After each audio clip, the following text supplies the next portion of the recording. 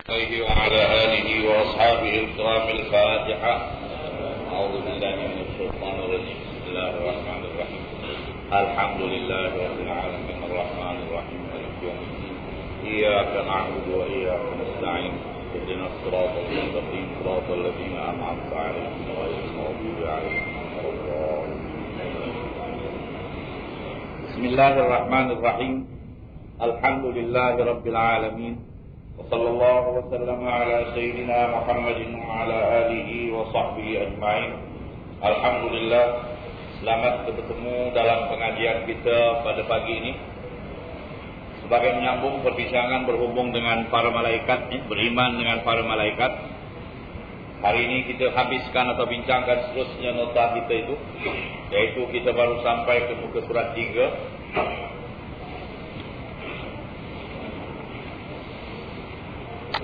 Antara sifat-sifat malaikat juga, mereka tidak makan dan tidak minum dan tidak tidur, serta terus mengerjakan apa yang diperintahkan oleh Allah Subhanahu wa taala. Firman Allah Subhanahu wa taala, "Wa lahu man fis samawati wal ardi wa man 'indahu la yastakbiruna 'an ibadatihi wa la yastahsirun. Yusabbihuna al-laila wan-nahara la yafturun." Artinya, kepunyaan Allah semua orang yang di langit dan di bumi dan mereka yang ada di sisinya, yakni para malaikat, tiada sombong menyembahnya dan tidak pula merasa lelah. Mereka terus bertasbih malam dan siang, tiada berhenti-henti. Jadi ini dalam ayat ini Allah Subhanahu wa taala menerangkan bahawa semua yang di langit dan di bumi, apa saja, semuanya adalah kepunyaan. Diterangkan oleh Allah Ta'ala secara khusus, yaitu para malaikat ini sifatnya tidak menyombongkan diri dari beribadah kepada Allah. Yakni tak pernah enggan beribadah, terus beribadah tidak berhenti-berhenti, dan mereka pula tidak merasa penat dari beribadah itu. Mereka terus beribadah dengan cukup sifat cergas mereka. Kemudian ibadah mereka itu diterangkan oleh Allah Ta'ala, "Yusabbihuna al-laila wan-nahar." Mereka terus bertasbih malam dan siang, tidak berhenti-henti. Jadi menurut keterangan selanjutnya, para malaikat itu sebagaimana yang diterangkan saya pikir 2 minggu dulu, yaitu kalau yang bertasbih baca subhanallah akan terus subhanallah, subhanallah, subhanallah hinggalah Allah Ta'ala suruh berhenti, baru dia berhenti. Dan yang mengucap takbir Allahu Akbar akan terus bertakbir. Yang mengucap tahmid alhamdulillah, alhamdulillah, alhamdulillah terus mengucap tahmid. Dan seterusnya, yang rukuk terus rukuk, yang sujud terus sujud, begitulah. Ini contohnya ialah apa yang dijadikan oleh Allah Ta'ala dalam dunia. Matahari yang tetap dengan kerjanya, bulan yang tetap dengan kerjanya, segala-gala yang terjadi oleh Allah Ta'ala ada fungsinya yang tersendiri yang menjalankan fungsi ini. Yang selalu berselingkah dan tidak menjalankan ini ialah manusia dan jin. Ini makhluk yang mukallaf tetapi ada ingkarnya. Makhluk yang lain tidak ada ingkar. Mana yang disuruh oleh Allah Ta'ala terus buat. Yang ingkar ni dua. Bila disuruh ada yang tak buat. Ya? Ini dua makhluk, manusia dan jin. Ini Allah Ta'ala mengajar kita, ya, bahawa Allah Subhanahu wa taala mempunyai malaikat-malaikat atau mempunyai makhluk-makhluk yang terus tetap taat kepada Allah. Dan firman-Nya lagi, wa qalu ittakhadha ar-rahman walada subhanahu bal ibadun mukramun la yasbiqunahu bil qawli wa hum bi amrihi ya'malun. Ini lagi satu ayat. Dan mereka berkata Tuhan yang bersifat Ar-Rahman itu mempunyai anak. Ini kita nampaklah ada beberapa golongan manusia yang menganggap Allah Ta'ala ada anak. Kalau Nasrani dia kata Isa ibn Allah. Kalau Yahudi bilang Uzair ibn Allah. Dan datang pula orang Arab musyrikin ini mengatakan al-malaikatu banatullah. Malaikat itu anak-anak perempuan Allah. Sebab orang dah ada anak laki-laki, patut ada anak perempuan lah. Ini sifat yang disifatkan oleh manusia. Sebab itu kita kata subhana rabbika rabbil izzati amma yasifun. Maha suci Tuhan, Tuhan yang punya kebesaran dari apa yang mereka sifat-sifatkan, yang mereka cakap-cakapkan. Mereka pandai-pandai saja membuat sesuatu atau mencakapkan sesuatu terhadap Allah. Ya? Jadi Allah Ta'ala turunkan ayat ni Faqalu ittakhadha ar-rahmanu walada. Mereka berkata Tuhan yang bersifat Ar-Rahman itu mempunyai anak. Maha suci Tuhan, subhanahu. Maha suci Tuhan. Artinya maha suci Tuhan untuk mempunyai sifat seperti sifat manusia atau punya anak atau apa. Tuhan jauh daripada sifat-sifat yang semacam ini, kerana Tuhan itu bukanlah makhluk. Yang bersifat macam ini, yang ada anak, yang ada itu semua makhluk yang dijadikan oleh Allah Subhanahu wa taala. Bahkan ya, yakni apa yang dimaksudkan di situ, mereka yang dianggap anak-anak Tuhan itu, yaitu para malaikat, mereka itu adalah hamba-hamba yang dimuliakan. Mereka tetap hamba Allah. Mereka tidak pernah mendahuluinya dengan perkataan, yakni tidak melanggar atau membantah. Ini sifat malaikat diterangkan oleh Allah Taala. La yasbiqunahu bil qaul. Tidak mendahului sebelum perintah sudah dibuat atau yang tak disuruh dibuat. Ini tidak pernah berlaku pada malaikat, dan mereka terus melaksanakan perintahnya. Wa yaf'aluna ma yu'marun, dan mereka membuat apa yang wa hum bi amrihi ya'malun, dan mereka bekerja terus melaksanakan perintahnya, yakni bila disuruh mereka buat. Itu sifat malaikat diterangkan oleh Allah Subhanahu wa taala. Malaikat bersayap, berkepah. Ya. Ini diambil dari firman Allah. Satu daripada keistimewaan bentuk para malaikat itu ialah mereka mempunyai sayap. Jadi mereka boleh terbang ke sana kemari dengan cepatnya. Sebagaimana firman Allah Subhanahu wa taala, Alhamdulillahi fatiris samawati wal ard, ja'ilil malaikati rusula uli ajnihatin matna wa thulatha wa ruba', yazidu fil khalqi ma yasha'. Innallaha ala kulli syai'in qadir. Artinya, segala puji bagi Allah yang telah menjadikan 7 petala langit dan bumi, yang menjadikan malaikat sebagai utusan. Mereka mempunyai sayap-sayap, 2-2, 3-3 dan 4-4. Allah menambah, itu dibetulkan ya. Perkataan menambah itu tersalah, taruh 2 titik. Satu titik saja. Allah menambah dalam ciptaannya apa yang dikehendakinya. Sesungguhnya Allah berkuasa atas segala sesuatu. Ini pembukaan surah Fatir, ayat yang pertama dari surah Fatir. Allah Ta'ala berfirman, segala puji bagi Allah yang telah menjadikan 7 petala langit dan bumi, yang menjadikan malaikat sebagai utusan. Yakni Allah Ta'ala menjadikan malaikat untuk disuruh kesana kemari. Jadi bila disuruh kesana kemari, jadilah dia utusan Allah. Bukanlah utusan di sini maknanya utusan Nabi atau Rasul. Ya, mau dipahamkan makna itu. Di sini dikatakan ja'ilil malaikati rusula. Allah Ta'ala ini ayatnya begitu. Ja'ilil malaikati rusula. Allah Ta'ala jadikan malaikat itu rasul-rasul. Rasul-rasul di situ bukan rasul arti istilah yang membawa wahyu mengajarkan manusia apa-apa agama. Tetapi maksud rasul di sini pesuruh Allah, yang mana Allah Ta'ala suruh membuat tugas-tugas masing-masing. Ya, yang menjaga soal rezeki, yang menjaga soal hari kiamat, sangkakala hari kiamat, yang mengambil nyawa, yang menjaga dalam kubur dan sebagainya. Ini dinamakan rusul, pesuruh-pesuruh Allah dalam segala perkara umum. Ya. Kemudian Allah Ta'ala menerangkan di situ, mereka mempunyai sayap-sayap. Uli ajnihatin, mempunyai sayap-sayap. Allah Ta'ala terangkan, matna 2-2. Ada yang malaikat sayapnya 2-2. Kiri kanan 2-2 jadi 4 sayap. Wa thulatha, ada yang 3-3.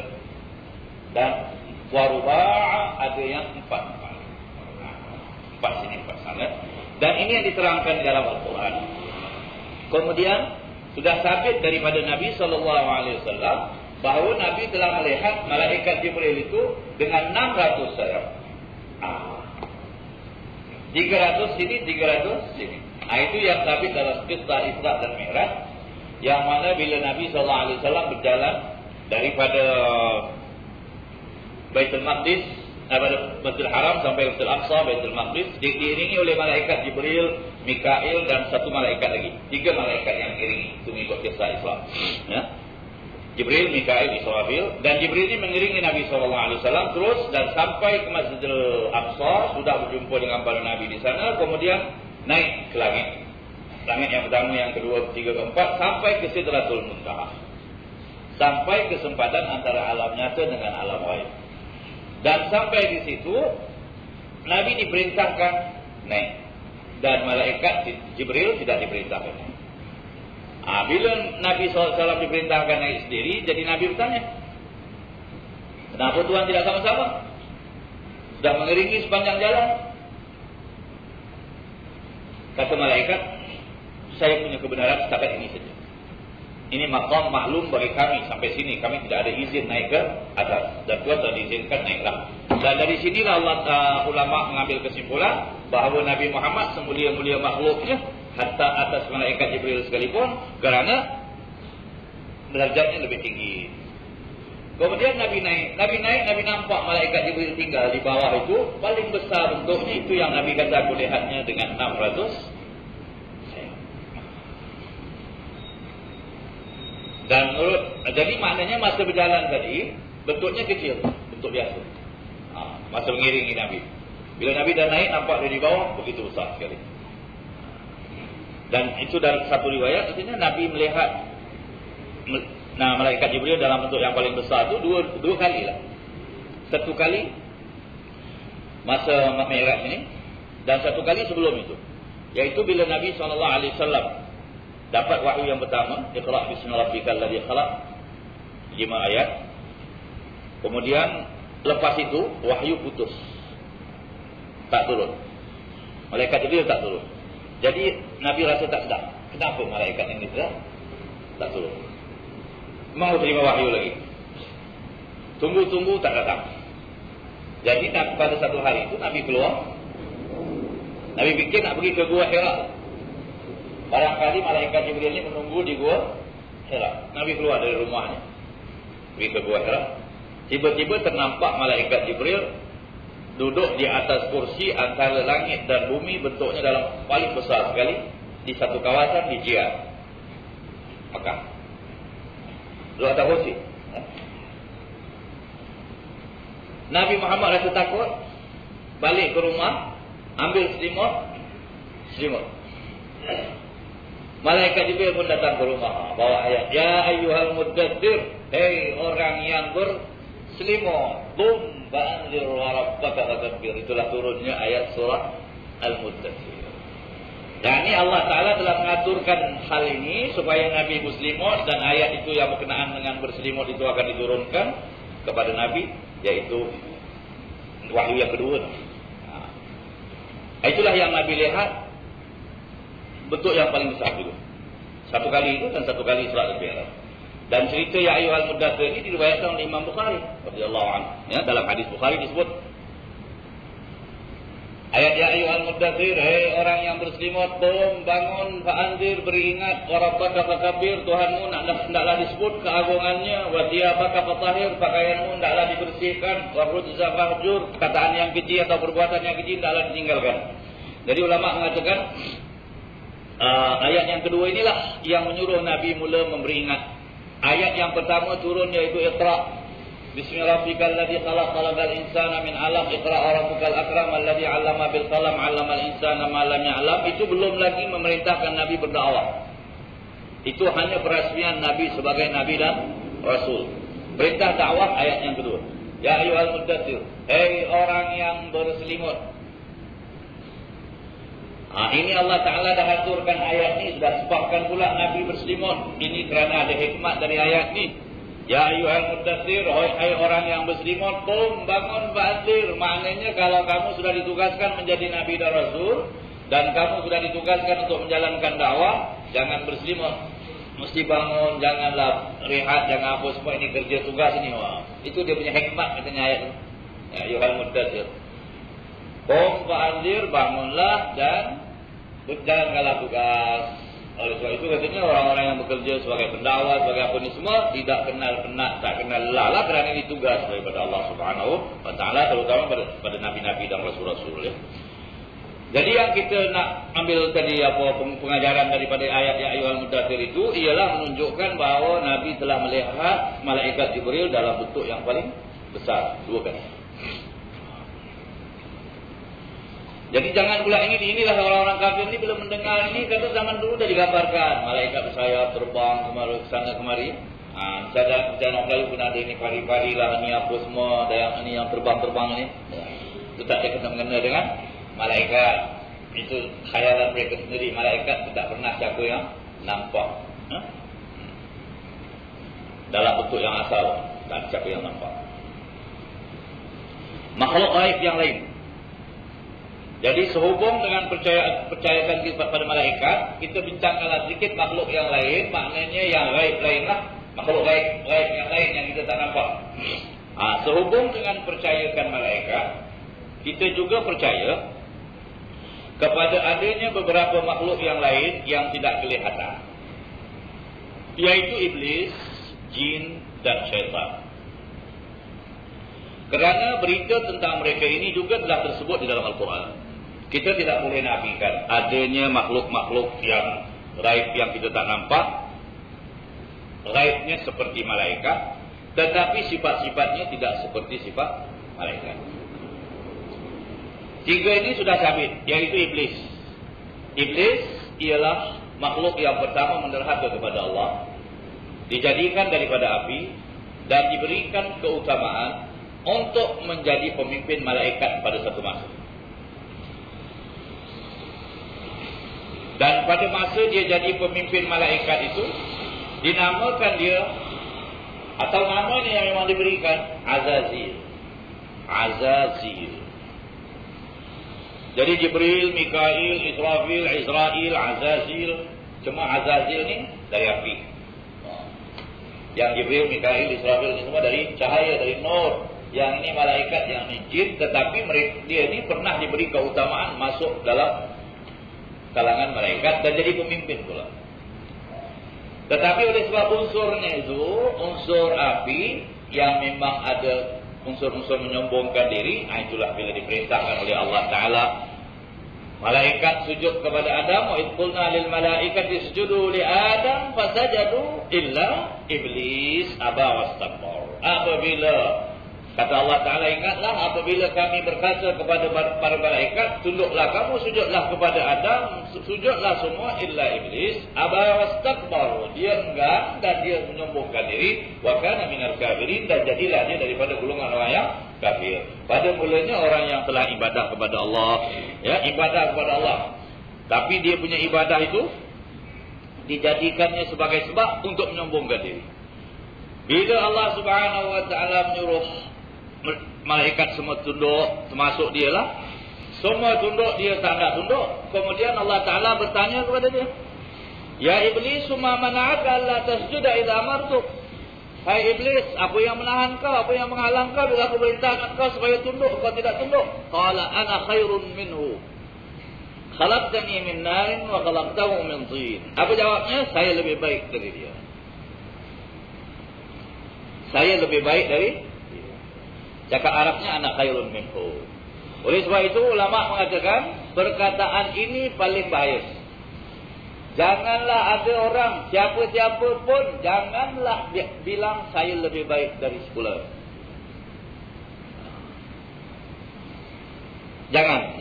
Walaupun awak memang ada kelebihan, ada keutamaan, si fulan tu merempat macam mana, jangan bilang ana khairun minhu, aku lebih baik dari dia. Jangan.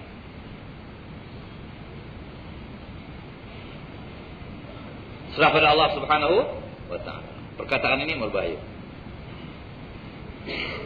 Awak kata saya lebih baik daripada dia, saya orang alim, saya ibadah, dia ni apa mengimpat, belum tahu entah dia diampun oleh Allah Ta'ala dosa dan awak tak diampun. Jadi kalau awak punya dosa tak terampun, dosa dia terampun, siapa lebih baik? Dia lebih baiklah. Awak dosa tak terampun, tak baiklah. Ada cerita seorang sufi. Dia orang sufi ada setengahnya, makanan itu dia tak hiraukan. Dia hanya mengambil makanan daripada lebih-lebih orang buang. Ini ada satu orang, ada cerita sufi banyak macam ni. Maknanya pada dia makanan itu tidak penting. Dapat, tak dapat, tak apalah. Tak ada susah payah dia mencari. Jadi satu masa ada orang-orang kaya itu dah makan lebih, buang makanan itu di satu tempat. Dia pergi mencari di situ. Tujuannya cuma nak menguatkan dia punya perut untuk ibadah pada Allah. Yang ini tak penting. Ini pandangan sufi lain ya. Tentang kita ni kalau makanan, pandangan kita lain. Pandangan sufi lain. Pandangan sufi pada makanan yang lahir ini rendah. Kerana dia kata bila dimakan ni masuk sini, dia berubah jadi yang tak baik. Kalau keluar di bawah jadi najis, keluar dari atas jadi muntah, najis juga. Ini benda yang kita nak cari susah apa? Ini kata orang apa? Jadi mana yang dapat sajalah. Macam barang yang tak ada berharga, dari mana kita dapat, kita ambil lah. Asal boleh sudah. Jadi katanya ceritanya dia tengah mengambil tu. Ada anjing kat sebelahnya lah. Maknanya anjing tu macam marah dengan dia. Kau kacau, aku punya tempat kat sini, kau pula datang. Ini. Ya. Jadi aku dicakap dengan anjing. Dicakap begitulah saja. Ini untuk mendidik diri dia. Aku tidak boleh kata aku lebih baik dari kau. Aku hanya boleh kata aku lebih baik dari kau bila aku lepas melalui syirat. Syirat mana? Kalau aku dapat melalui syirat, aku baru lebih baik dari kau. Kalau tidak, aku sama kau sama. Marilah kita ambil sajalah mana yang ada ni. Sudah. Jadi maknanya itu pandangan. Selagi belum selamat dalam dunia ni, tak boleh kita bilang kita lebih baik dari si fulan. Itu tawadu itu. Sebab itu dalam bab tasawuf ni, ini bukan tasawuf, ini tauhid, tapi kita cakap sikit. Kalau guru dengan murid, guru jangan kata aku lebih baik dari dia. Pasal apa?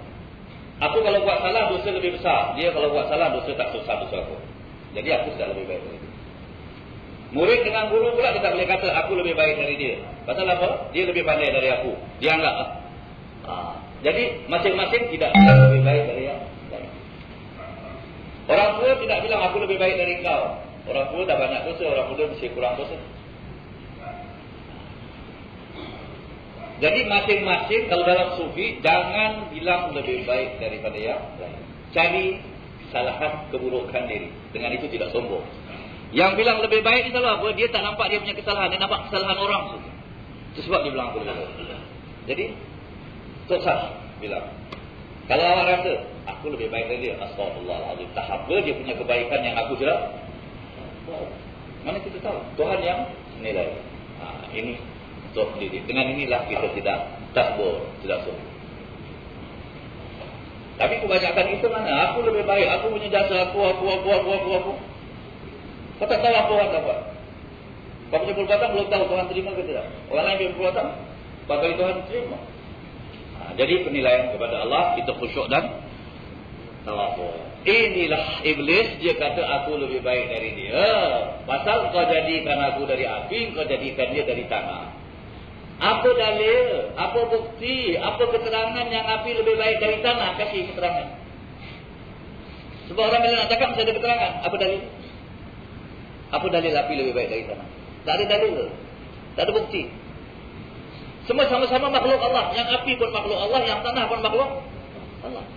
Kecuali kalau Allah Ta'ala dah bilang, ini lebih baik dari ini. Allah Ta'ala yang memutuskan. Tapi kau sendiri yang mendakwa api lebih baik dari tanah, tak ada bukti. Dakwaan tak ada bukti, boleh terima. Semua orang boleh mendakwa. Mana bukti? Bukti tak ada. Jadi itu. Malaikat tunduk. Semua. Iblis tak tunduk. Kenapa?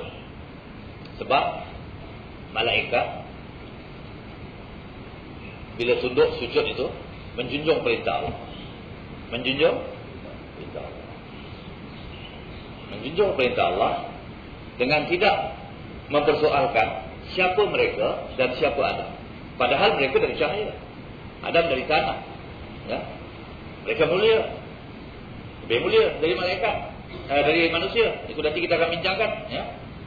Tapi unsur baik. Mereka tidak mendakwa kemuliaan. Jadi mereka kata tak usah tengok kita siapa, tak usah tengok Adam siapa, bila jadi itu tak usah dipersoalkan, pokoknya Allah Ta'ala memerintah. Kita semua di bawah perintah Allah. Bila Allah Ta'ala suruh kita sujud, kepada siapa pun kita mesti sujud. Pokoknya menjunjung perintah Allah. Yang iblis ni katanya lupa pada Allah. Dia pandang diri dia. Aku ni dah begitu lama jadi pemimpin malaikat 2000 tahun. Adam baru semalam jadi, tiba-tiba aku nak tunduk pada dia. Mana boleh jadi? Ini dari segi logik, memang logik lah ini kan. Ini 2000 tahun dah menyembah pada Allah. Adam baru semalam jadi. Dari tanah pula. Jadi ulama mengatakan dia pandang diri dia pandang Adam, dia buat perbandingan, dia lupa pada Allah. Orang yang sombong ini selalu lupa pada Allah. Malaikat selalu ingat pada Allah. Jadi tak kira Adam ke siapa ke tak kira. Pokoknya Allah Ta'ala suruh. Jadi kalau kita tawaduk, yang pertama sekali tawaduk kepada Allah. Kemudian kita ikut perintah Allah. Dan kita ambil iktibar dari pengajaran-pengajaran yang ada ini. Janganlah kita menyombongkan diri. Dan jangan sekali-kali bilang, saya lebih baik dari awak atau aku lebih baik dari dia. Merbahayakan. Ini banyak orang cakap ni. Siapa dia? Itu siapa dia pun bahaya. Siapa dia? Dia siapa? Wah, maknanya dia tak ada guna lawak lah bagus. Jangan. Terus saya bilang, siapa dia siapa? Sama-sama hamba Allah. Dia salah betul, tak apa. Ada orang salah, ada orang betul. Kita bahas apa semua. Tapi memperkecil orang jaga. Bahas-bahas lah.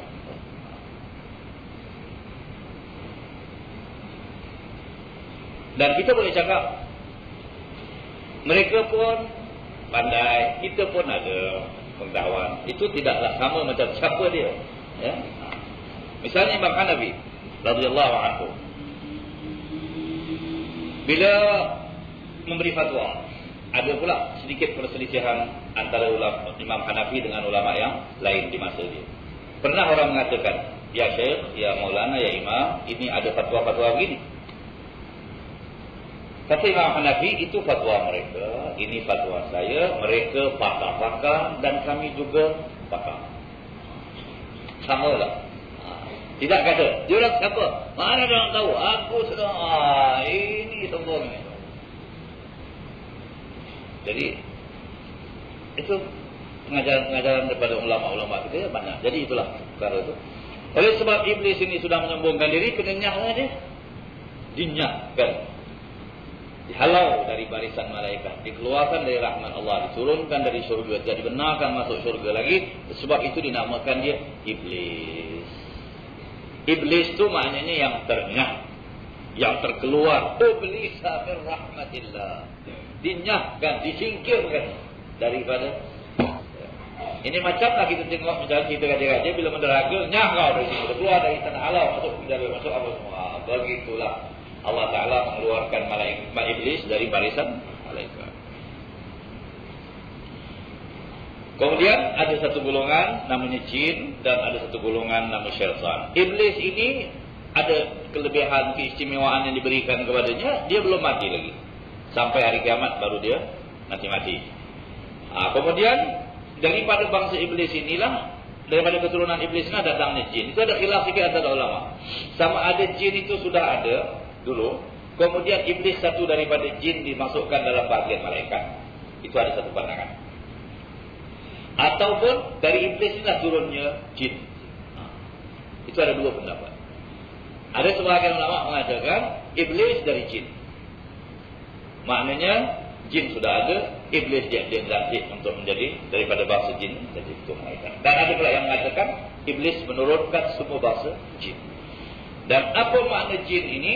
Jin ini maknanya sesuatu yang tersembunyi, menyembunyikan diri.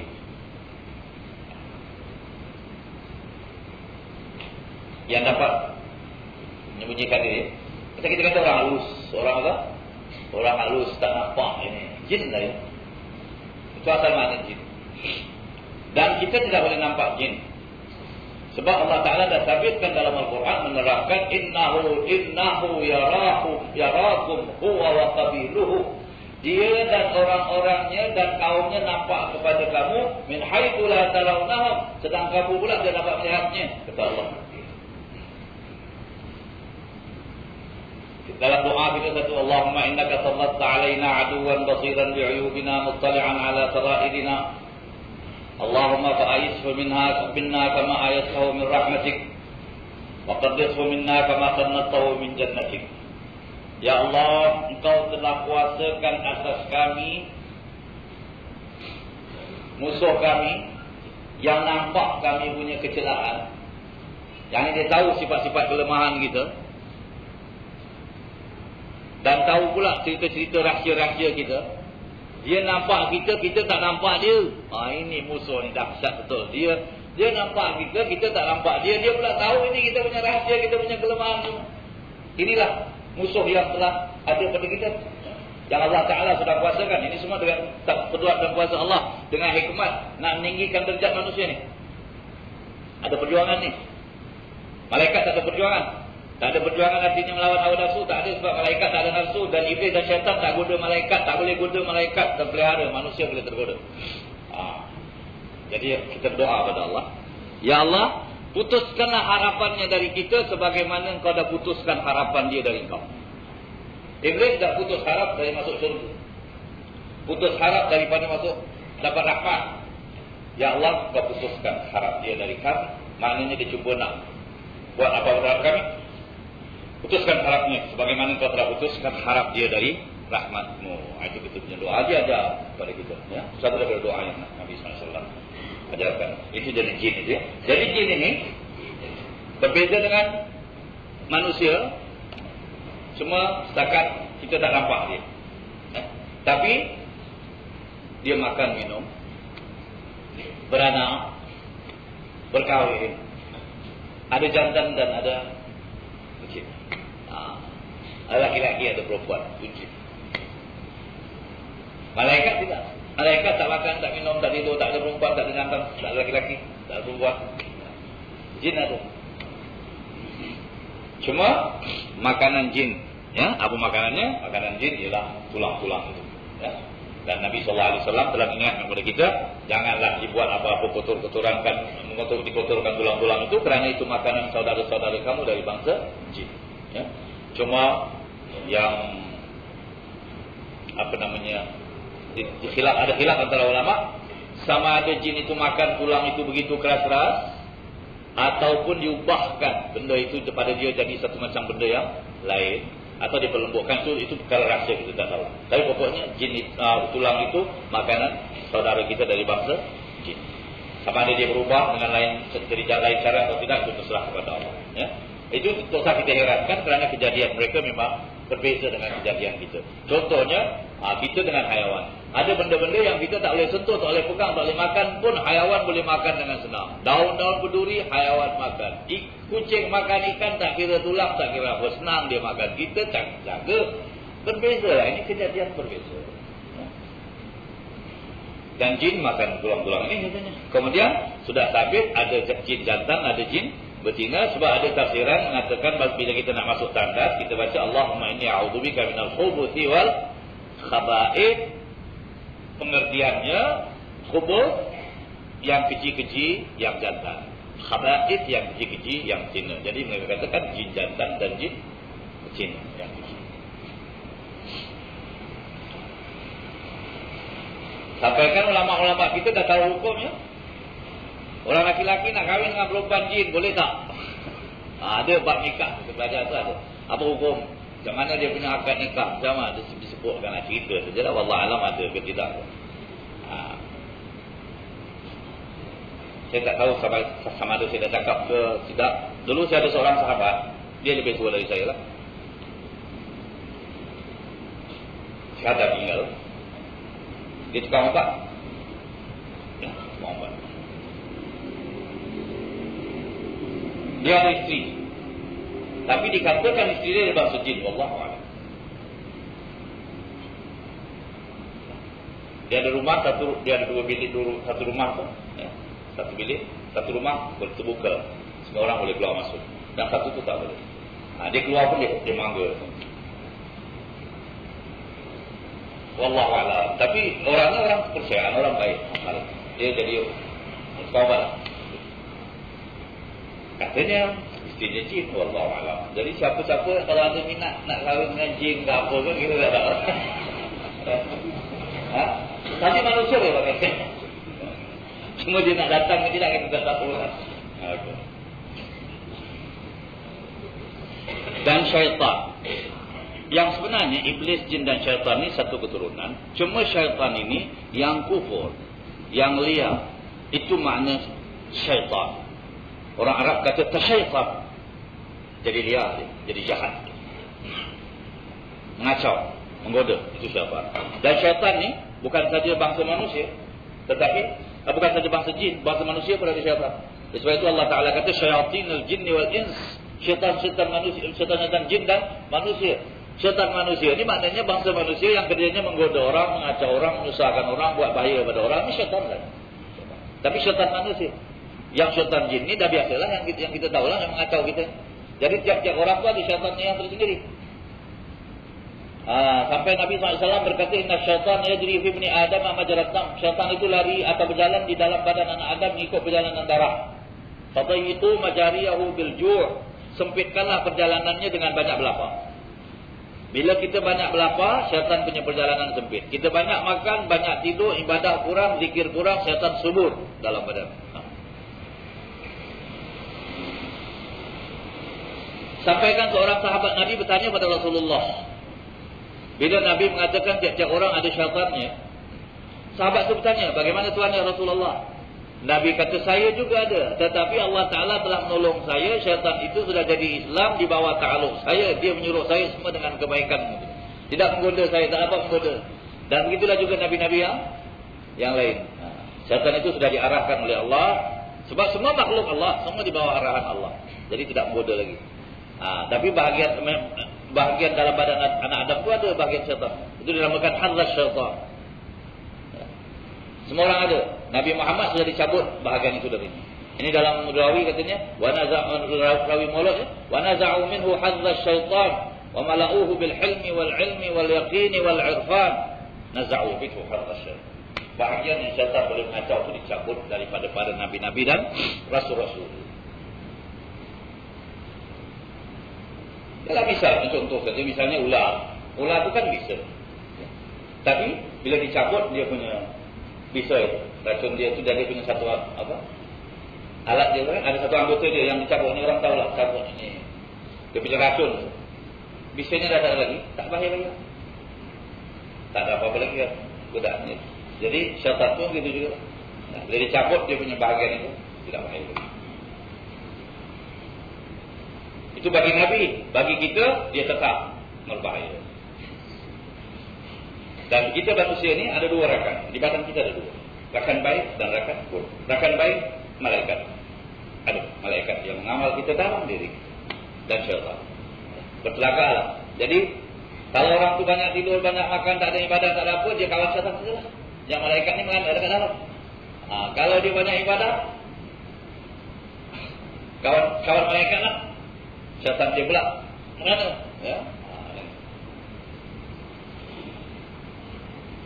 Kerana berita tentang mereka ini juga telah tersebut dalam Al-Quran sebagaimana firman Allah Subhanahu wa taala, ya bani Adam la yaftinannakumus syaitanu kama akhraja abawaykum minal jannah yanzi'u 'anhuma libasahuma liyuriyahuma sawatihima innahu yarakum huwa wa qabiluhu min haitsu la tarawnahum inna ja'alna asyayatina awliya'a lil ladzina la yu'minun. Artinya wahai anak-anak Adam, janganlah kamu diperdaya oleh syaitan seperti mana dia telah mengeluarkan kedua ibu bapa kamu daripada syurga dengan tipu dayanya. Ia menanggalkan pakaian keduanya supaya ditunjukkan kepada mereka kemaluan mereka. Maknanya dalam syurga dulu Adam dan Hawa ini pakaiannya bagus, pakaian indah. Bila sudah keluar dari syurga, pakaian sempat terlucut, nampaklah anggota sulit dan aurat mereka itu. Ya. Ini pinjam kata, maknanya mereka ini sudah jadi nanti boleh buat maksiat, boleh buat dosa, boleh buat karya tidak baik. Inilah peranan syaitan itu. Sesungguhnya dia dan bala tenteranya melihat kamu dari arah yang kamu tidak dapat melihat mereka.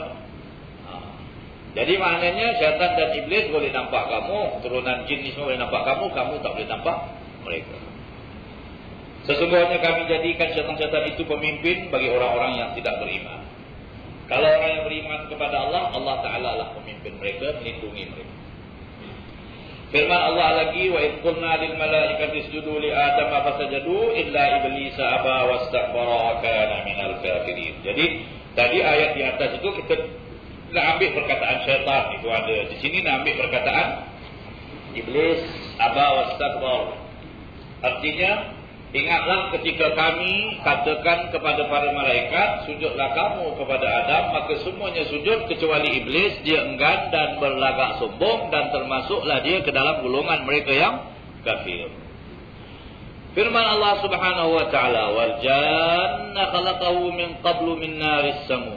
Artinya, dan jin itu telah kami jadikan sebelumnya daripada api yang tidak berasap. Daripada api yang tidak berasap. Itu asal kejadian. Dari nyala api. Nyala api. Nyala api. Tidak berasap. Di sini dipakai perkataan jan. Jan itu satu. Satu jin. Jin ramai. Jan itu. Firman Allah Subhanahu wa taala lagi, "Wasyayatina kulla banna'in wa ghawwas." Dan kami jadikan untuk Sulaiman. Ini maknanya, ini cerita pasal Nabi Sulaiman, beberapa syaitan, yakni jin, siap pembina dan penyelam. Jadi syaitan punya Nabi Sulaiman punya tentera yang bekerja untuk dia, banyak dari bangsa jin. Yang tukang selam di dasar laut, ambil permata-permata, ambil mutiara, ambil apa semua di dasar laut. Yang buat bangunan-bangunan besar-besar daripada bangsa jin. Itu yang memang Allah Ta'ala berikan kepada Nabi Sulaiman. Dan ada Sulaiman, jin-jin yang derhaka kepada Nabi Sulaiman, dipenjarakan oleh Nabi Sulaiman. Di mana-mana lubang, di mana-mana botol ditutup. Oleh sebab itu ada cerita-cerita macam 1001 Malam punya cerita kan, jumpa botol kat laut, buka, keluar jin. Asalnya memang cerita ada. Di penjara Nabi Sulaiman. Ada yang sampai sekarang masih dalam penjara. Sebab Nabi Sulaiman diberi oleh Allah Ta'ala kerajaan yang begitu besar pada masa dia di bawah takluk. Datang pula orang-orang Yahudi menuduh Nabi Sulaiman, mengatakan Nabi Sulaiman dapat kuasa yang luar biasa itu dengan pertolongan jin, dia tukang sihir. Dan dia taklukkan jin ini dia belajar dari jin. Itu yang Allah Ta'ala nafikan dalam Quran. Wa ma kafara Sulaiman walakinna syayatina kafaru yu'allimuna an-nasa as-sihr. Sulaiman tidak kufur, kata Allah. Mereka menuduh Sulaiman pun sama macam kita buat sihir, buat apa semua sekali. Na'udzubillah, mana boleh seorang Nabi buat ilmu sihir? Ini kerana mereka tahu Nabi Sulaiman ceritanya menguasai jin. Dia kata Nabi Sulaiman buat sihir. Allah Ta'ala kata, wa ma kafara Sulaiman. Sulaiman tidak kufur. Maknanya di sini orang yang mengamalkan sihir boleh jadi kufur kalau tak betul-betul. Wa ma kafara Sulaiman. Walakin asyayatin kafaru. Tapi yang kufur itu ada syaitan-syaitan ini, kata Allah. Yu'allimuna an-nasa sihr. Mereka yang mengajarkan manusia sihir. Sebab ilmu sihir ini berdamping dengan syaitan. Tukang-tukang sihir berdamping dengan syaitan. Kerana syaitan suka orang mengamalkan ilmu ini. Ini ilmu mereka. Sebab tujuannya nak menyesatkan orang daripada jalan yang benar. Sebab syaitan dah janji, Iblis dah janji kepada Allah. Bila Allah Ta'ala nyatakan, dia kata, aku akan menyesatkan ini anak cucu Adam. Dari depan, dari belakang, dari kanan dan dari kiri. Mereka tidak akan dapat pimpinan. Allah Ta'ala kata, hamba-hambaku kau tak ada jalan boleh menyesatkan. Maknanya hamba-hambaku, hamba yang rujuk kepadaku, yang taat kepadaku, yang berlindung kepadaku, kau tak boleh kacau. Yang kau dapat kacau, yang mau ikut kau. Kau dan mereka aku masukkan ke neraka, kata Allah Subhanahu wa Ta'ala. Jadi ini syaitan yang kubur ini berdamping dengan manusia-manusia yang suka kepada mereka, yang kubur kepada mereka itulah buat amal sihir. Tapi Nabi Sulaiman tidak buat amal sihir. Tetapi syaitan ini sudah sabit, jin-jin dan syaitan-syaitan ini memang jadi hamba-hamba Nabi Sulaiman satu masa. Yang tukang selam, yang tukang bina, yang tukang apa semua. Apa yang kita bawakan ayat-ayat ini ialah jangan sampai ada orang menafikan mana ada syaitan, mana ada jin ni semua karut. Tak boleh dinafikan sebab ini sudah sabit dalam Quran. Cuma janganlah kita pula pergi memuja mereka, menyembah mereka, takut kepada mereka. Mereka makhluk seperti kita berlindung kepada Allah. Cuma kita faham mereka ni ada kelebihan macam mana? Iaitu ada keistimewaan mereka yang tak ada pada kita. Tetapi kalau dengan ilmu, dengan mendampingkan diri kepada Allah, kita lebih. Oleh sebab itu, cerita Nabi Sulaiman itu sendiri katanya orang besarnya 2 orang. Di kanan, bangsa manusia. Di kiri, bangsa jin Ifrit. Ternyata ilmu manusia ni lebih tinggi daripada ilmu jin Ifrit. Bila Nabi Sulaiman minta dibawakan kursi kerajaan Puteri Balqis, siapa yang lebih cepat boleh membawakan? Ternyata yang ada ilmu daripada kita lebih cepat.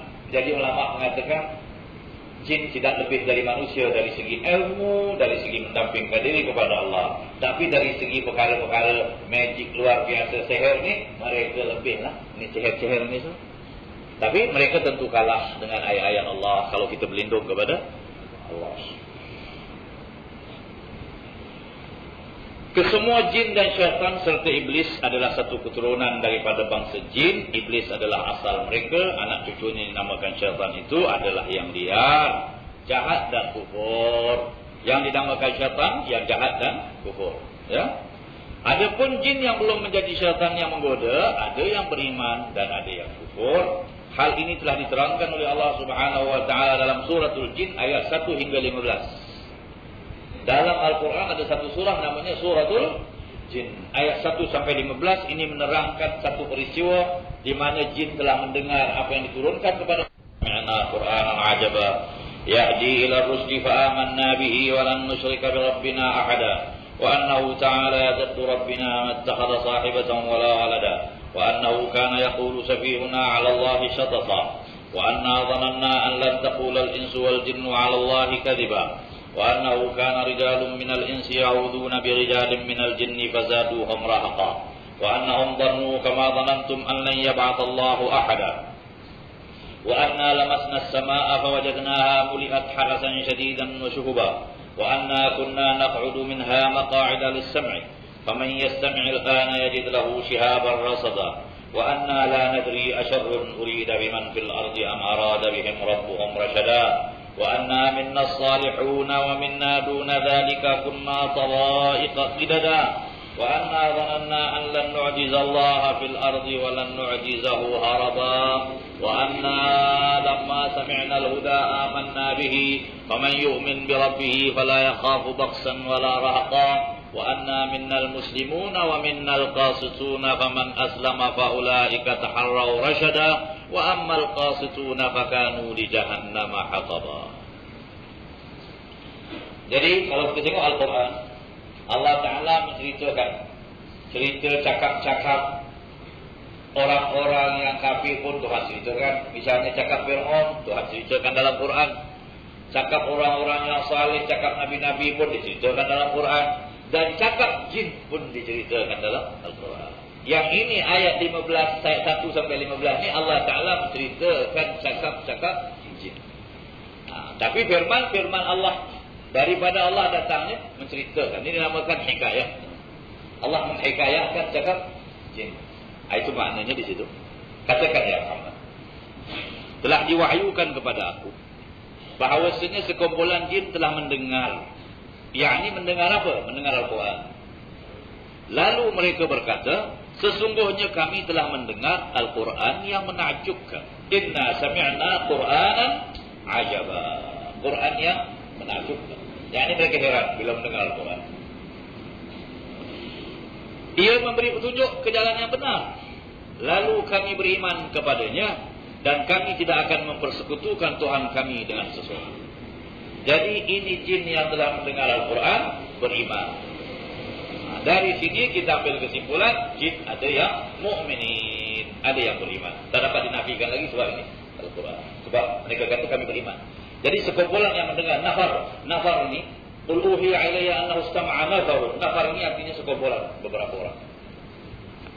Mereka ini yang menceritakan bagaimana mereka punya kedudukan. Dari dulu, sekarang, sebelum Nabi Muhammad ini akan diceritakan.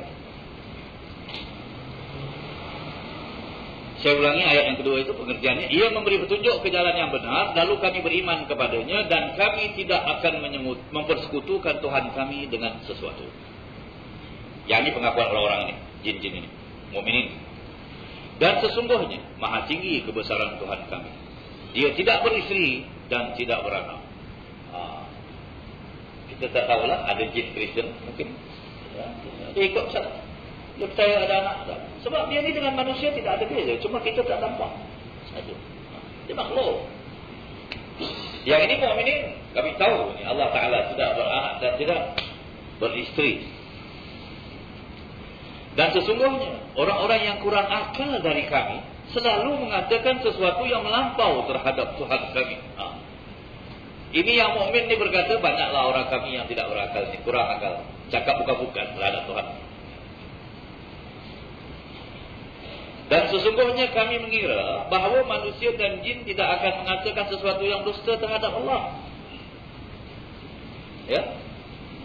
Sesungguhnya kami mengira bahawa manusia dan jin tidak akan mengatakan sesuatu yang dusta terhadap Allah. Maknanya, ada setengah jin ini, macam orang-orang ini berkata, kami fikirkan takkanlah orang berani mengatakan dusta terhadap Allah. Rupanya berani orang mengatakan dusta terhadap Allah. Sekarang kami dapat yang benar. Ini kita cakap sikit. Bila Iblis dah gola Nabi Adam, Allah Ta'ala dah larang gola Nabi Adam, jangan percaya ni Iblis. Ya, dia nak ngacau kamu, jaga, jangan dekat ni pokok. Kan cerita dah begitu. Tapi macam mana Nabi Adam boleh termakan buah yang terlarang? Allah Ta'ala tanya, apa pasal engkau pergi ikut ini? Bukan aku dah beritahu kepada engkau, ini musuh. Macam kau percaya cakap dia, sebab Iblis cakap, kau kalau makan ini buah, engkau akan kekal. Akan kekal. Padahal Tuhan kata engkau kalau makan ni, kau terkeluar dari surga. Macam kau boleh percaya cakap dia? Adam kata, aku dengar dia bersumpah dengan nama Allah. Iblis bersumpah, wa qasamahuma inni lakuma minan nasihin. Dia bersumpah bahawa dia adalah dengan nama Tuhan, dia bersumpah, wa bi'izzat, dengan kebesaran Tuhan, aku nasihat kamu. Jadi Adam kata, aku ingat takkanlah orang berani sumpah bohong terhadap Allah. Jadi Adam ada point, ada kata. Ini first time. First time. Aku tak fikir orang boleh bersumpah bohong terhadap dengan nama Allah. Katanya, sumpah bohong. Ini Iblis pun cakap. Ini jin yang Islam ni pun cakap. Kami rasa memang kami tak fikirlah ada orang sumpah bohong terhadap Allah. Rupanya ada. Banyak yang bilang wallahi tapi bohong. Sebab itu Adam kata, aku fikir dia sumpah, aku fikir dia betul lah. Tapi Adam terlupa. Allah Ta'ala kata, mana sih? Lupa. Lupa apa? Allah Ta'ala maha benar. Jadi kau tak percaya Tuhan? Tapi itu lupa. Lupa tak apa lah. Bukan sengaja. Sebab Allah Ta'ala sendiri bilang, Adam lupa. Fanasir. Tidak dinamakan insan itu insan, melainkan dia banyak lupa, terlupa. Ya? Dan sesungguhnya kami mengira bahawa manusia dan jin tidak akan mengatakan sesuatu yang dusta terhadap Allah. Dan sesungguhnya ada beberapa orang daripada manusia berlindung kepada Allah daripada beberapa jin. Maka mereka menjadikan manusia itu bertambah sesat. Maknanya, oleh sebab ada manusia-manusia ya, yang takut sangat dengan jin, yang berlindung kepada Allah, tak apalah. Yang tak berlindung kepada Allah, pergi puja dia, tambah sesat lagi. Jadi yang memuja jin, yang kasih makan itu, yang kasih ini, buat serapah itu, buat serapah ini, petua itu, petua ini, jin suka ni, tambah sesat dia, manusia. Dan jin tambah bermaharaja. Ini contohnya. Kalau ada orang mengacau kita, ya, katalah gangster apa datang ubut kita, minta duit, minta itu, kita kasih. Dia tambah apa? Dia tambah kuat lah. Dan kita tambah takut dengan dia. Kan baik kita kasih tahu polis. Ini ada hal macam ini. Polis datang tangkap, jadi kita selamat. Tapi kalau kita kasih, dia semua kasih, dia bermasalah juga. Dan kita makin takut dengan dia. Dia ubut kita, kita. Inilah manusia dengan jin gitu juga. Asyik puja jin, asyik buat itu, buat ini semua. Jin tambah masalah hidup, kita pun nak tambah takut dengan dia. Tapi kalau kita berlindung kepada Allah, a'udzubillahi minasyaitanirrajim, dia tak berani lagi. Atau dia kata ini orang tak dapat peluang lah terhadap dia ni kan. Padahal dia berlindung kepada Allah. Itu sebabnya kita dilarang pergi berobat-obat ataupun memuja-muja atau apa buat. Haram itu, syirik. Selapah itu, selapah ini. Semah itu, ini semua. Ini menambahkan mereka makin bertambah liar. Dan kita pula tambah takut. Dan sesungguhnya mereka menyangka seperti sangkaanmu bahawa Tuhan tidak akan membangkitkan seseorang sebagai rasul. Yakni ada di antara jin itu yang menyangka tak ada rasul. Macam juga manusia yang menyangka tak ada rasul. Jin pun ada juga. Dan sesungguhnya kami pernah mengintip rahsia langit, maka kami dapati langit itu penuh dengan penjagaan yang keras dan panah-panah api. Yakni bintang-bintang berapi. Ya. Ini khas untuk jin. Malaikat ditugaskan melempar mereka dengan bintang yang berapi. Tapi sebelum zaman Nabi Muhammad mereka dapat naik. Tapi lepas zaman Nabi Muhammad tak dapat naik. Ayatnya ada sekian. Dan sungguhnya kami pernah mengambil tempat-tempat duduk daripadanya, yakni langit itu, untuk mendengar sesuatu. Maka sesiapa yang mendengar sekarang ini, ia akan mendapat panah api yang mengintipnya untuk memanah. Yakni setelah terutus Nabi Muhammad, pintu langit tertutup bagi mereka. Mereka tidak boleh lagi naik ke atas. Sebelum itu mereka bebas. Oleh sebab itu Nabi kata, segala cerita-cerita cakap-cakap jin ini, satu yang benar, yang mereka pernah dapat, mereka tambah 99 bohong. Jadi tak ada kebenaran lagi. Yang dulu pernah ada kebenaran yang mereka dengar daripada alam yang tinggi. Sekarang tak ada. Saki-baki ilmu yang dulu lah. Ya. Kalau kita tengok ilmu jin ni tak tambah macam ilmu manusia kan. Ilmu manusia sekarang zaman teknik dan teknologi dan macam-macam. Mana ilmu kita? Ilmu jin semua serapah saya dulu lah. Ada model-model punya cerita ni jin. Ya.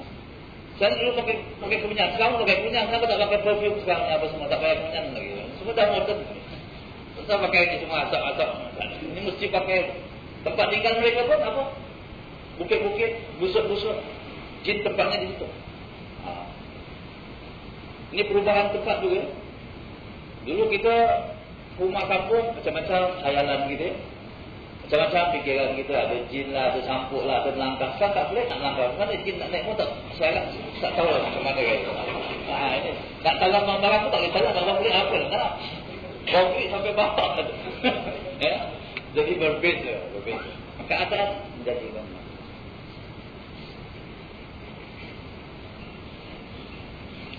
Dan kami tiada mengetahui apakah keburukan yang dan kami tiada mengetahui apakah keburukan yang dikehendaki untuk mereka di muka bumi ini, ataupun Tuhan mereka mahukan kepimpinan buat mereka.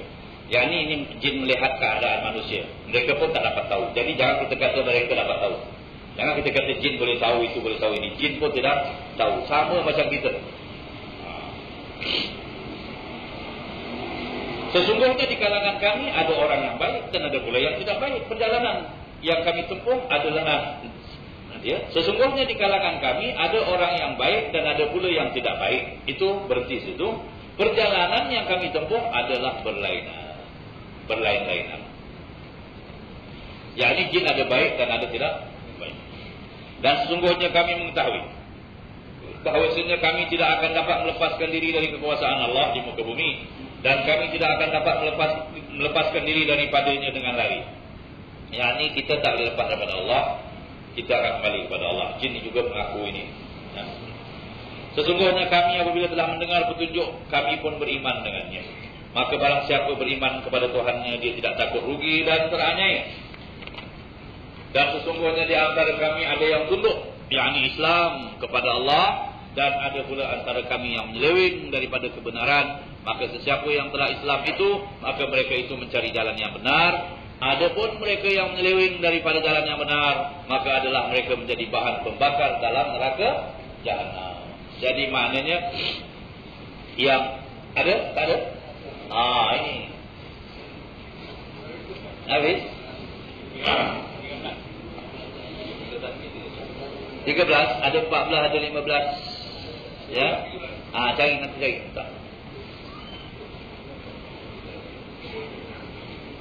Saya punya nota ada. Kemudian perkara yang terakhir kita nak bincang tentang percayakan malaikat. Kita dah bincang percaya malaikat, percaya dengan jin dan alam ghaib ni tadi. Derajat afdaliyah atau keutamaan makhluk-makhluk yang tersebut. Derajat atau afdaliyah keutamaan. Maknanya siapa yang lebih afdal? Makhluk-makhluk ni. Jin kah? Manusia kah? Yang saleh, yang tidak saleh, ya. Ini keterangannya di sini. Kalau tak ada, nanti boleh di-close kembali, ya. Darjat afdaliyah atau keutamaan makhluk yang tersebut, menurut pendapat Al-Asy'ariyah, mazhab ahli sunnah wal jamaah yang dipelopori oleh al-Imam Abdul Hasan al-Asy'ari. Ya. Dalam tauhid, kita ahli sunnah wal jamaah, imam kita 2 orang. Dalam fikih ahli sunnah wal jamaah, imam besar 4 orang. Syafi'i, Hanafi, Maliki, Hambali. Tapi dalam tauhid 2. Abdul Hasan al-Asy'ari dan Abu Mansur al-Maturidi. Ya. Dua-dua ahli sunnah wal jamaah. Pendapat al-Asy'ariyah atau mazhab ahli sunnah wal jamaah yang dipelopori oleh Imam Abdul Hasan al-Asy'ari, makhluk yang paling afdal ialah Nabi besar Muhammad sallallahu alaihi wasallam. Semua makhluk lebih mulia dari Ka'bah Baitullah, lebih mulia daripada syurga, lebih mulia dari malaikat Jibril. Tak ada yang semua di bawah derajat Nabi Muhammad sallallahu alaihi wasallam. Kerana Allah Taala telah meninggikan derajat Nabi Muhammad, la ilaha illallah Muhammadur Rasulullah. Kemudian disusuli oleh 4 orang rasul yang utama, ulul azmi, yaitu Ibrahim, Musa, Isa dan Nuh. Jadi yang pertama sekali Muhammad. Lepas Nabi Muhammad, Nabi Ibrahim. Lepas Nabi Ibrahim, Nabi Musa. Lepas Nabi Musa, Nabi Isa. Lepas Nabi Isa, Nabi Nuh. Jadi ini 5 orang nabi ulul azmi, ketuanya Muhammad sallallahu alaihi wasallam. Itu nombor 2. Ya, mereka itu. Lepas itu para rasul yang lain. 25 rasul, tolak 5, tinggal lagi 20. Itu yang tersebut dalam Al-Quran. Kemudian para anbiya, para rasul itu dan semua rasul-rasul.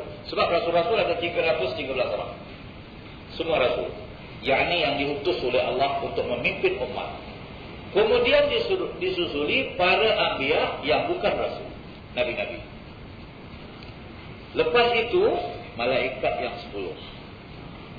Jadi Nabi Muhammad, ulul azmi, semua rasul-rasul, semua nabi-nabi, baru malaikat. Jadi nabi-nabi lebih afdal dari malaikat. Kenapa? Kerana nabi-nabi dari bangsa manusia yang telah diberi pimpinan oleh Allah Subhanahu wa taala. Ini menunjukkan kelebihan manusia dari malaikat. Ya. Yang salihin lah yang jadi nabi dan rasul. Kemudian malaikat yang 10, kemudian malaikat yang lain, kemudian para mukminin manusia, kemudian para mukminin jin. Jadi malaikat mengatasi manusia yang kebanyakan, tapi manusia, nabi-nabi dan rasul-rasul mengatasi malaikat. Jadi malaikat ini berada di antara para nabi dan rasul dan mukminin umat Nabi Muhammad. Mukminin manusia, kemudian mukminin jin. Kemudian yang lain-lain lah. Itu penghabisan itu mana yang paling buruk? Penghabisan saja. Ini pendapat siapa? Pendapat Al-Asy'ariyah. Pendapat Al-Maturidiyah. Mazhab ahli sunnah wal jamaah yang dipelopori oleh Imam Abu Mansur al-Maturidi.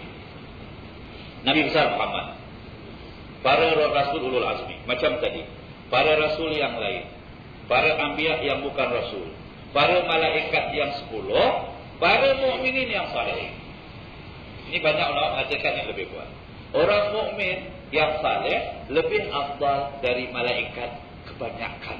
Bukan malaikat 10. Malaikat kebanyakan. Jadi Nabi Muhammad, Nabi ulul azmi, rasul-rasul, nabi-nabi, malaikat 10, mukminin salihin daripada umat Muhammad. Malaikat kebanyakan. Kemudian mukminin jin. Itu Abu Mansur. Dan ini banyak dipakai oleh ulama kita kerana ini lebih kuat. Kerana apa sebab kita katakan manusia ini lebih daripada malaikat, daripada salihannya? Kerana malaikat tidak ada nafsu. Mukminin ada nafsu. Jadi maknanya orang mukminin yang saleh ini berjuang melawan hawa nafsu. Jadi kelebihannya dari segi perjuangan. Sedang malaikat perjuangan itu sudah tidak ada lagi kerana mereka tidak ada nafsu. Oleh sebab itu tinggi derajatnya daripada malaikat. Tetapi Imam Abu Mansur Abu Hasan pula berpendapat kerana unsur malaikat itu dari nur diletakkan dia. Jadi kedua-dua pendapat itu memang dapat diterima. Tinggal lagi pendapat Mu'tazilah. Ya? Ini saya bawakan juga. Pendapat Mu'tazilah mengatakan Nabi besar Muhammad memang yang pertama. Jadi Nabi besar Muhammad semulia-mulia makhluk, tidak ada khilaf di antara ahli sunnah dan lain-lain mazhab sallallahu alaihi wasallam. Tidak ada khilaf. Nabi Muhammad, kemudian para malaikat. Jadi nabi-nabi dan rasul-rasul mengikut pendapat Mu'tazilah di bawah para malaikat. Malaikat umum. Jadi Nabi Muhammad saja wakil manusia yang termulia. Lepas itu mesti malaikat masuk. Lepas itu baru manusia. Baru rasul-rasul utama. Rasul-rasul yang utama pun bawa malaikat pada Mu'tazilah. Kemudian para nabi, kemudian mukminin dan seterusnya. Manusia, jin dan sebagainya. Ya. Itulah sedikit pandangan. Wallahu a'lam. Dan saya memang diminta berhenti pada pukul 9 suku kerana ada penyampaian hadiah atau apa? Tauliah atau wallahu a'lam. Bismillahirrahmanirrahim. ربنا انفعنا بما علمتنا وعلمنا الذي ينفعنا رب فقهنا فقه أهلنا والطلبات لنا في ديننا مع القدر أنت وذكر رب وفقنا وفقهم لما ترتضي قولا وفعلا كرما وارزق الكل حلالا دائما وأخلا يا علماء نحظى بالخير ونفى كل شر ربنا أصلح لنا كل شرور وأقر بالرضا منك العيون وأقضي عنا ربنا كل الديون قبل أن تأتينا رسل المنون وأخر استر أنت أكرم من ستر وصلاة الله تعالى المصطفى من إلى الحق دعانا والوفاء بكتاب فيه للناس شفاء على الآل الكرام الشرفاء وعلى الصحب المصابيح الغرر والحمد لله رب العالمين.